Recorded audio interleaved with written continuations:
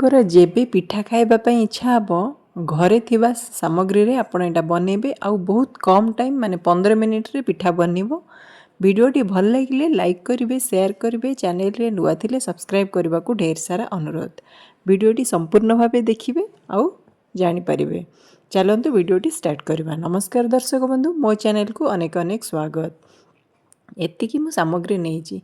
प्रथमे गोटे बड़ बाउल सेट करची। देखंतु जोटे चाउल नेइची सेटा होची मोर गोटे बाउल, जोटा कि फुल गोटे बाउल चाउलर चूना नेइची, जोटा कि रेडीमेड चाउल चूना। आपण चाहिले चाउल भिजेक मध्य चूना करि परिबे।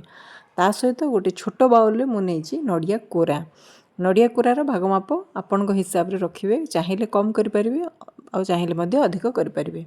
आ मु नेइची गोटे छोट जो थरे नडिया नेइची जो जगह रे सेई थरे एका मु नेइची गोटे भात। भातटा होची माने आपणकर से अरुआ चाउलर भात। आ एमती गोटे छोट नडिया काटिकी एमती चुन चुन करके रखीची। माने गोटे बड़ नडियार अधा को कोरेची आ अधा चुन चुन करके रखीची, सेटा परे दरकार। आ केतेटा गुजराती को एठी मु छड़े की ताको एठी पके देची। आ सेटा को आपण जदि पाउडर अछि ताले लास्ट को पकेबे, नाही जदि गोटा गुजराती अछि ताको एठी पके देबे आ ता सहित ग्राइंड करिया पई। आ गुड़ आपण टेस्ट हिसाब रे आपण जदि अधिक चाहउचंती ताहले आ टिके अधिक नै परिबे, कम सेटा आपण हिसाब रे रहिला। आ एबे अल्प अल्प पानी देकी ताको पूरा ग्राइंड करिवे, माने गोटे पूरा फाइन पेस्ट। देखंतु फास्ट मु टिके नेकी ग्राइंड करली, आ जति पानी बोलथिला ताको देली, आ सब को पानी दे दे एमती आपण ताको ग्राइंड करिवे, पूरा भल से गोटे फाइन पेस्ट बनेबे। आउरी जते आपनकर पानी दरकार हबो देबे, किंतु कंसिस्टेंसी देखी के एडजस्ट करेंगे। मु डिटेल्सटा डिस्क्रिप्शन बॉक्स रे लिखि देइची, केते पानी केते चाउल केते नडिया आपण सेथु देखिदेबे। आउ एबे मु नेइची गोटे टेबल स्पून भलिया गोटा जीरा नेइची, आउ ताको एठी मिसेई देबे। आउ ताको ग्राइंड पई हमर दरकार हबो। जदि चाहिबे पाउडर जीरा पाउडर मध्ये देई पारिबे लास्ट को, माने ग्राइंडिंग हिसाला परे। एबे गोटे बाउल रे मिक्सिंग बाउल रे जहाँ आपण ग्राइंड करके रखिथिले सब को एठी मिसेई देबे। देखंतु कंसिस्टेंसी मु आपन को देखौची, ग्राइंड परे एतिकी अछि, माने वर्तमान जाय आपण एतिकी ही रखिथिबे। ता परे मु कहिबे आपन को आ कोठी अधिक लागिवो कम लागिवो। देखंतु एतिकी हमर हे गला। आ ए सब को टिके भल से आपण मिसेई देबे। एबे स्वाद अनुसार टिके लूण देबे, जेहेतु एटा मीठा तो से आपड़ बेसी दे नथिबे। आ ग्राइंडिंग रो जार को ना टिके साइड रे रखिथिबे, धोई नथिबे। एबे मु गोटे बाउल नेइची गोटा गुड़, माने जो टेला गुड़, आ ताकू मेल्ट करिया पे अल्प टिके पानी देइची। तो वर्तमान आम ये जो गुड़र पानीटा एटा को भी हमको दबाऊ पड़ियो। तो से हिसाब रे मु आपन को कहूची आपन सेठी पानी जमारू अधिक देई नथिबे, जेतिकी बाटिबा पे आपनकर दरकार पडुची आपन सेतिकी ही देथिबे। देखंतु गुड़ आपणकर पूरा ये मेल्ट हो गला। आउ एबे ताकू गैस फ्लेम ऑफ कर देकी ताकू टिके सम ठंडा हवा पई छाड़ देबे। ठंडा हला परे ताकू एमती गोटे स्ट्रेनर रे टिके छाणी देबे। आ छाणी के सेई गुड़ पानीटा आपण पकेबे, आपण जो बैटरटा बनी चंदी। देखंतु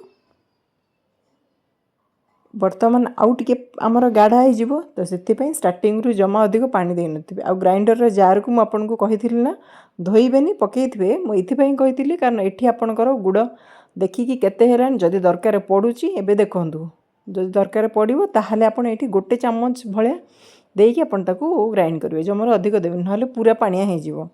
आ जदि बा इन केस आपनकर बेसी पानी हेई भी जाउची, किछि ओरिड हवार नै, डायरेक्ट आमे तो चाउल चूना रे ही करूची।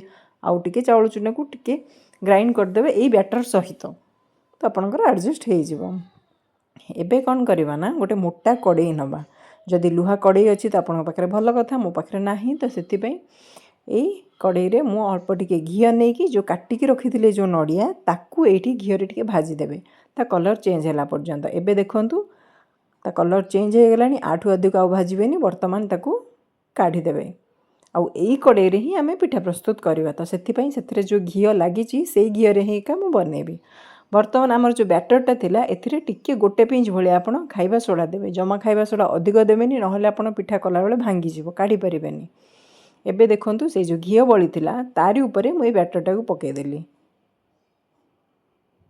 आउ तारी ऊपरे जो काटिकी मु रखिथिली नडिया ताकू एमती ऊपरे डेकोरेट करके रगेदेले ताकू बर्तमान कभर देकी आपनको 4 ରୁ 5 मिनिट भले आपण लागिवो सीझिबा देखो उपरटा जितेबाला एमतिया हो जानवे जे आपणकर है जदि आप चाहिए डायरेक्ट एमती भी करें ना तल पोर्शनटा को भी ओल्टे टिके से माने पोड़ला भाया टे करदे पोड़बनी माने टिके सेकीला भाया देखूँ यही टाइप हम माने पूरा परफेक्ट बनी आ खाइबापी ना बहुत ही टेस्ट लगे मुझे आपको कह भी पारुनी आप गोटे थर निहाती ट्राए करूँ आमती माने आपको भल लगे कि नहीं मत निहाती भाव कहे आउ देखूँ मुझे गोटे आपको करके देखुची से सेम कड़े आप चाहिए घी भी दे पारे तेल भी दे पारे किंतु तेल अपेक्षा घी देले ना तार टेस्ट आहरी भल आसूची तो एबे एमती 1.5 चामच रु 2 चामच भाया पकेबे ता ऊपर सेमती नड़िया टिके देकी ताकू पूरा कभर देदेवे 3 ରୁ 4 मिनिट पर्यंत आउ तापर देखंतु गोटे साइड ऊपरटा जितेबाला पूरा सीझी आसीबो जानिबे तापर जाइकी आपण ताकू काढिबे माने उल्टेबे आर पटटाकू